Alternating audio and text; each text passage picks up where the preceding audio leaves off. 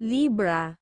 Ngayon ang pahiwatig ng iyong gabay ay magkaroon ng kasiyahan sa tuwing nakikipagtransaksyon ka. Ang positibong pakiramdam ay magpapalabas ng iyong talino at pagiging natural, na magdudulot ng matagumpay na resulta. Ang pagpunta sa mga espiritual na lugar, gaya ng bahay dasalan, ay makakatulong hindi lamang sa iyong kalusugan kundi magdadala rin ng dagdag na swerte at kaliwanagan ng isip. Maglaan din ng oras para sa pagninilay, upang makakuha ng lakas at kapayapaan mula sa iyong gabay. Sa pamilya, may magandang enerhiya ang bumabalot sa iyong pamilya ngayon. Anumang transaksyon na kaugnay ng pera ay magdadala ng positibong resulta.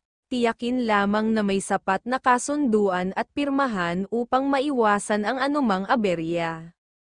Sa trabaho, magiging maayos ang iyong araw sa trabaho. Iwasan ang mga kasama sa trabaho na nag-aangkin ng lahat ng karunungan, manatiling masipag at mag-focus sa iyong mga gawain, para sa dagdag na swerte.